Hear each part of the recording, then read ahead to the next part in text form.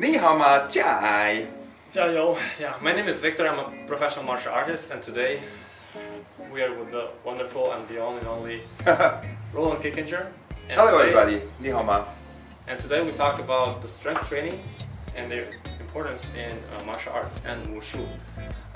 So I've been practicing wushu for years, and since my first class with my first master, my shifu, he was emphasizing on the strength training for the body because it's vital. A lot of people, a lot of students, they don't really pay much attention on that. So we've been practicing Tai Chi for a pretty long while, and we do kind of researches, and we found out that there's a lot of things in common in weightlifting, strength training, bodybuilding. It's all the same thing actually, and martial arts, particularly Tai Chi. So today, it's our honor to have the real professional in the strength training to share with us his opinion of the aspect of the strength training and its importance in martial arts, particularly Tai Chi. Thank you very much, Victor. Thank you very much. Yeah, I remember a time where strength training was always a little bit excluded from any kind of martial art, boxing. That was years ago. But I believe nowadays, people realize that the strength training is actually the foundation for all other sports. It was the belief that at one point with strength training you would get slow, you would get injured, your body gets fatigued fast because you feel heavy and sludgy. But nowadays, you realize with muscle, lean muscle, it depends how you train them. It's actually, you get so much more performance, you look so much more powerful as well. And in martial arts, which is, you're a great athlete already generally, but when you have a nice build and when you train all these muscles, which you actually train with these muscles with martial art, but you want to develop them a little bit more. Specific areas you want to probably develop a little bit more with extra resistance training. And that is the foundation of really somebody really great. I think you can do so much better. You can be a great martial artist, but I think the strength training would always give an extra edge. And this is what we're going to demonstrate today. We're going to show you how martial arts and strength training is actually almost like a couple, a happy couple. They're married together forever. That's true. So there are a lot of, I would say, wrong ideas. First of all, that weightlifting or strength training or bodybuilding makes martial artists slow. That's wrong, because if you begin with martial arts and then you add strength training, you will not be slower. You'll be more explosive. As an example, we have the sprint runners. They have huge legs, they have huge muscles, and they are fast as the wind. They're very fast. They work with the slow twitch fibers a lot. Mm-hmm. It's all about explosiveness and power, and this is what you want in martial art, really. Then you have the other side. You have the marathon runners. They're complete different physiques. The muscles are actually in the way because they take so much oxygen. Mm-hmm. For them, they need the oxygen within the lungs. They cannot supply a larger amount of lean muscle. So it's a different sport. When you do marathons, you do long distance, of course. But martial art is also, I think, explosive and fast. So it is exactly like you said. It's like a sprint. The body is actually one of the most perfect bodies you can ever achieve. Yeah. So the strength, explosiveness. Then we have to have a strength core, because especially now, wushu turned into more like modern sport. It has a lot of jumps and landings and or stance mabu or the splits, which is really harmful for knees, for spine, and there are a lot of other details like shambu, the front step, back step, and of course our health issues should not be, we don't have to have any damages. That's why today Master Roland will share his I would say super rich experience. I can't say how rich it is. It's like, well, it is. I do have a great experience, which is true. But I also want to say one thing, that strength training is not only good for martial art, but martial art is also good for strength training. So a lot of bodybuilders, on the other hand, also I think they should incorporate some of the martial arts because it gives them a way of utilizing functional muscles. It is not enough, I think, just to look the part and have nice physique. You should also be functional. You should be flexible. You should be able to use your muscles in a way where you can actually flow, nicely, gracefully. I think this helps a bodybuilder tremendously in posing routines when they do the competitions, because in posing routine you have to flow as well. So it's a little bit of martial art I think everybody should take up, especially as a bodybuilder as well. It's a must actually. It's beautiful. Tai Chi is so different. You don't work with strength so much, you work with grace, with inner, with a yin yang. It's just a beautiful movement, and you learn to slow down. I mean, this is the beautiful thing in life. Focus, concentrate, and of course, one more thing which is in common is natural angles, which are vital for wushu and for strength training. If you have them built correctly, you won't have any injuries. During your practices and of course during competition. And strength training also prevents the body of having any injuries in future. It makes it stronger. The older people become, the less muscular weight they have. They're shrinking. So the earlier we start, the better for us. We don't get old. I mean, we get wiser. We never get old. Right? Well, except of those who go to McDonald's. Well, that's a different story. Yeah. That wasn't a commercial. Yeah, you just promoted McDonald's. We have to cut it. We have to definitely cut that.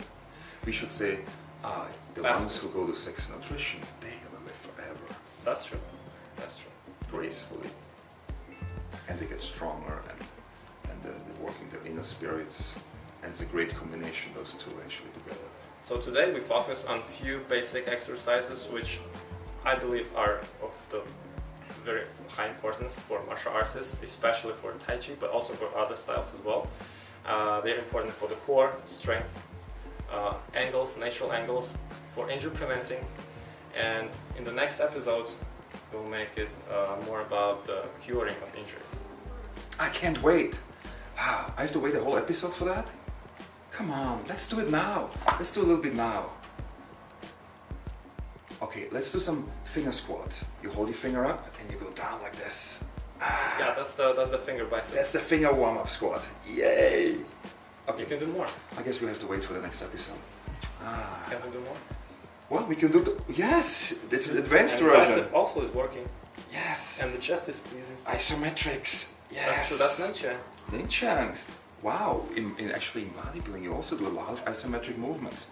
When you practice yourself, when you practice for a posing routine, you would start holding the muscle contraction for about at least 30 seconds. So you train your muscles to be contracted. Because every time you contract the muscle, you actually get leaner, you get tighter. You remove sometimes water as well underneath the skin. This is what you don't want as a bodybuilder who is competing. You want to get the skin very thin, like almost you can look through your ear. That's how how thin it should be. But isometrics are very, very important. See, we have already so many things in common. Yeah, I can't wait what else we have in common. common. Yeah. So to slightly end our introduction and move to our next section, the best example to have it in mind was Bruce Lee, who was working out his body and achieved tremendous results in his speed, power, and career because of that. So guys, follow us and join us. Okay, and soon it's gonna be your turn. Ni hao ma, tia yo. How you doing, everybody? Hello, China. What we want to demonstrate today, we want to demonstrate some step-ups. There's a great exercise for training your quad triceps. This part here of your leg, the outer side, the inner side, the medium side, the middle side, and also your buttocks. So there's a great exercise. Let me demonstrate real quick. Very important that you have always correct form. Very correct form. You breathe properly. When you exhale, you use your muscles. And when you inhale, you go down. Basically, you let the muscles slowly go in a negative movement. So the positive movement, exhale, and the negative movement, inhale. Let me show you. Yeah, this is very important exercises for our front and back steps in Wushu, which we did. Yes. Especially in Tai Chi, when we do very slow, very deep, having our posture straight, using only muscles without ripping out our back. Posture is it's almost like geometry. Yeah. Every angle, every little detail has to be perfect, like in Tai Chi. Yeah. Everything is flowing movement, no fast movement, no like momentum or swinging motions or any of this. everything is like a click, click, click, like it's flowing. Everything is flowing gently. Okay, let me show you. Okay, 加油.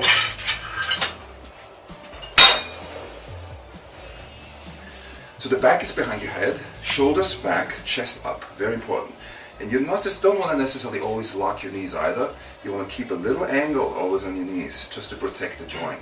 You don't want to overextend it. So you start off with inhaling, step up, and come up, and exhale. So now we're going to go in a set. So we're going to do, how many you want me to do? Just you. Hundreds? Thousands. Thousands, let's do 1,000. Okay, 1, 1,000. 2, 1,000. 3. You can keep the speed up like this, that's fine. Slowly down and explosive up. Explode like a little rocket on the bottom. Boom. Nice. And breathe, focus, close your eyes, focus where you want to go. Visualize how you want to look like. Visualize the muscle fibers contracting. Beautiful. Wow, it's quivering.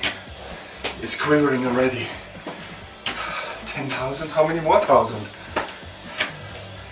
How many do you want more, Master? It's okay? Okay, good.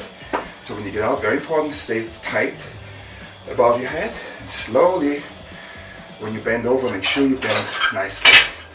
You don't use it back. So this was our first exercise, the step-ups. Hope you enjoyed it. And now, I'm going to enjoy it's it. your turn and Victor's turn. Yay! Let me step here. Excellent. You can also have a different foot variation. In this case, we have a parallel stand. So you can start off with the right leg. Yes, first over your head, chest up, shoulders back, keep your body really, really tight. Hips firm, make sure you lock your hips in as well. Just like this. Are you ready? Focus and step up. Good. Nice. Very good. Good. Now Victor's doing it a little bit differently. That's completely fine. You do one leg at a time. This is perfect. This is how he does it. As you remember, I did a little bit differently. I used also my left leg. I stepped up with the right leg and I stepped down with the left leg. There's a variation you can do. So also you utilize my left leg.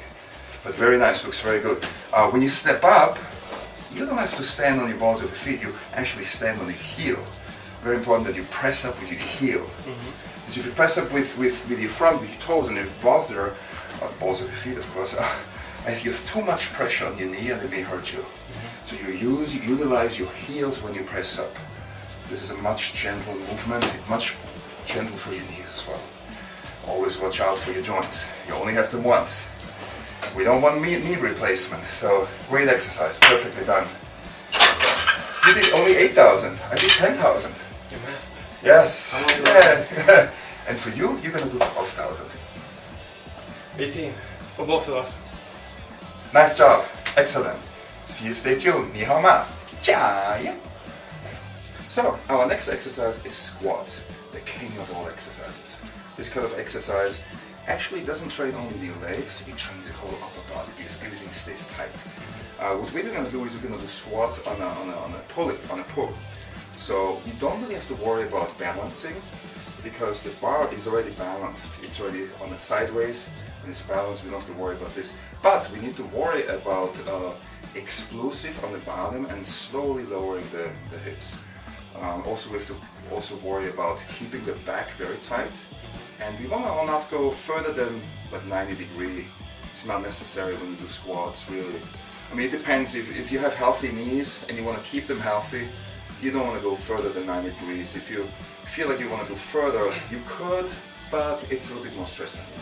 So that's different. So this is what happens when our shoe practitioners, they do marble stance, over low, like lower than 90 degrees. And then also when they jump and they're landing, and then they're probably...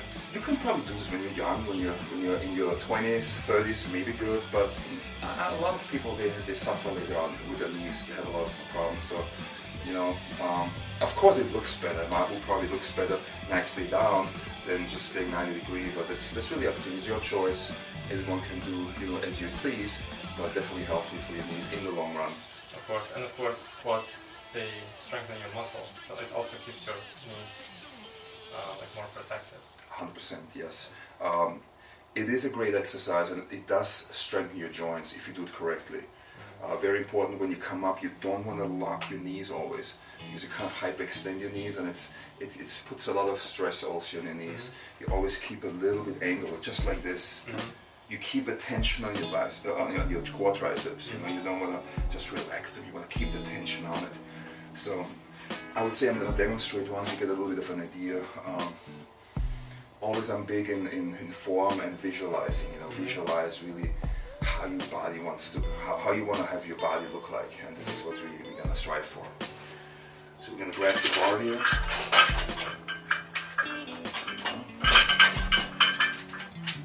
Now we're going to put it behind your head. As you can see, I have a little platform here, so my heels are a little bit higher, which helps me to get a better squat position.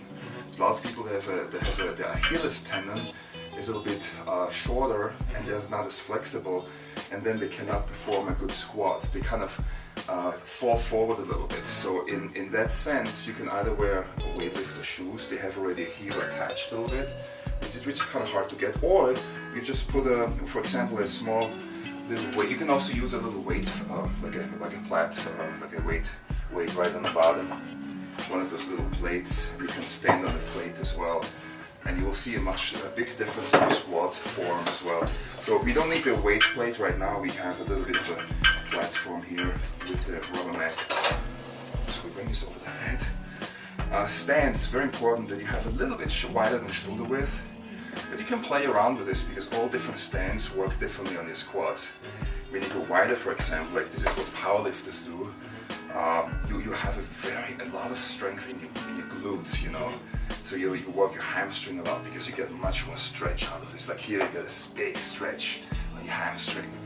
You go a little bit closer, parallel, you have more stress on your medium quads, like right here.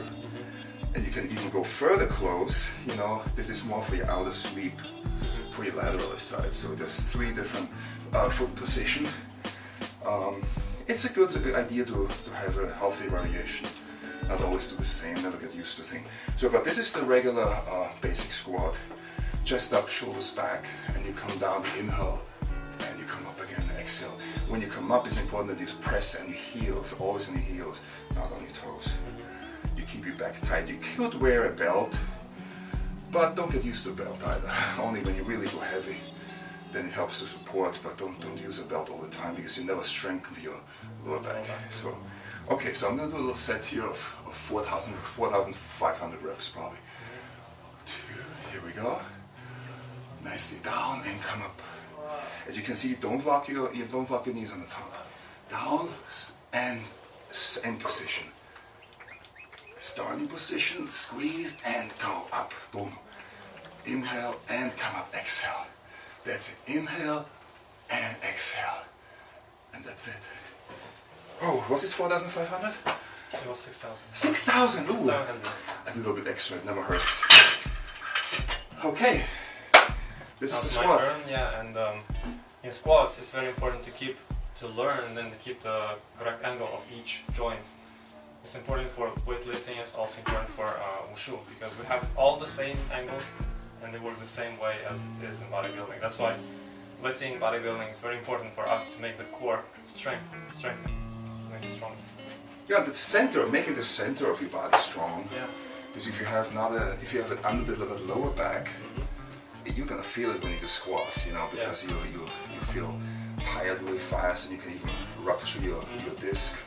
So you want to have a strong back when you do this. It's not necessarily a beginning exercise because you have to have a good foundation already. It depends what levels you are at, but this is it's an exceptionally good exercise. If you don't have any back issue, basically that does compress the spine a little bit. So if you have any back problems, pain, then in this case, I would rather use maybe a leg press movement or a movement where you don't have the weight on your spine. There's no compression there. So I do the just regular? Very nice. We are both tall, so it's a little bit different when you're tall because we have much more range of motion, but no excuses. Looks really nice. Exhale, going down, inhale. His shoulders are back, his chest is out. You know, a lot of pressure is on his thighs are not loose. And your whole body is holding on tight, so he works his forearms, he works his shoulders. Even the pecs here to get some tension because everything is tight. Looks really nice. Very, very good. Change my position. Yes, variation. You can do, even during the set you can do variations. Yes, then you can go straight down. Good. Keep continue. Now you come up. Make sure also you keep your knees. You don't bring the knees too far forward. They should be never go further over your toes. It's very important to the knees. Very good. And now you can go a bit wider. Good. Go, go, go. Keep going. Continue. Nice. This little noise was somebody makes. Down and up. Good. Nice. Nicely done. Find your rhythm. Find your rhythm. Inhale on the way down. Excellent. Perfect. Great job. Wow. You did 7,500. Wow, that's good. Wow. Not that much. I can see steam coming out of his Oh thighs. yeah, steam down. Yeah. He's steaming. Great job. And now it's your turn. Okay, our next exercise is a very, very important exercise. It's one of my favorite exercises. It strengthens your lower back. Your lower back needs to be strong for all kind of exercises you do. For all your standing exercises, for your seating exercises. A strong lower back will prevent any kind of back trauma, back pain, back inflammations. Whenever you have some back problems, this usually comes from not the muscles supporting the spine properly. So when we work the muscles on your back, they take a lot away from the tension and pressure on your vertebrae. So, and this is a beautiful exercise. It's a little bit tricky though. I'm going to show you a little bit of a trick. A lot of times when you do this machine, by the way, this is a hyper-extension machine, where we really want to focus on the lower back, the spinal rectus only, which is the muscle groups just a little bit above the sacrum. Even the sacrum also has some muscles in there as well. This is actually sometimes any back pain when you sit down, you have a lot of compression, and this will help tremendously to strengthen the sacrum as well and the 4th, 5th vertebrae as well. So your whole lower back area gets tremendous amount of training here. And a strong lower back, I promise you, you will never have back pain. So I'm going to show you how it's done properly. You've probably seen this before, but I want to show you a variety. I show you a common way and I show you the proper way. The common way, you work your lower back maybe 60%, 50-60%, and the proper way, you work it 100%. Okay, so let me demonstrate here. This is the first version, this is the common way. Just like this. This is what you see usually in the gym. As you can see here, the hip flexors, they are not stabilized. They go within the movement and they take away all the pressure of your back. And the best way to do this is the most important part, is that you keep your hip flexors tight like this. Now you lock it, you basically flex your glutes, your hamstring, your calves, you keep this up here. The hip flexors are right here, that little bone when you're right above your belt area. And then you keep that locked, and now you lower your lower back, and you come up again, and you squeeze. You round your lower back a bit, and you come up again, just like this. You don't need to go all the way down, this is not necessary. You don't, just keep a little bit of a movement, a little stretch on the bottom, and this is the contraction you want. Like this, in slow movements. You don't need extra weights or anything like this, is not necessary. Just go like this, and really squeeze. You can really feel the smoke coming off, the steam coming off your lower back. This is how intense the contraction is. Powerful. Wow, squeeze. Inhale again, and you use your muscles. Exhale. Wow. Ooh. Just doing this correctly for 5 reps, you feel this. It feels so strong, so it's a very, very intense exercise. But it's the foundation of all the exercises. A strong midsection, a strong core will do it. Myself being kind of tall, I'm 6'4", I use this exercise always when I begin exercising and when I finish to keep it. Yeah, taller people have the little bit of the disadvantage, but they have more stress on the lower back. So this is a must exercise. You can do it every day. You don't need extra weight, your upper body is enough. Okay, your turn, yay! 10,000. Yeah, another 100,000 reps for you. Time to go up a little bit. Okay, the heels first, they have to be firmly on the pad. Just like this. We have to be a little bit forward more because we're really a little bit tall. Then you cross your hands. Very good. And you can see this is tight. This is perfect the way it is. Your hip flexors are tight and stable in a stable position. And then you go down your lower back, and when you come up, also pull your elbows up a little bit too. Yeah, because you have an additional contraction within your teres minor, major area. Right there, rhomboids, perfect. Your shoulder blades are squeezing together on the top. So you contract your upper back, and at the same time, tremendous tension here on your lower back here. Ah, beautiful. This is, you can really go down a little bit slowly, round your back like a cat almost. You're nice, and you come up and you squeeze. And hold the contraction on the top, maybe for about 2-3 seconds.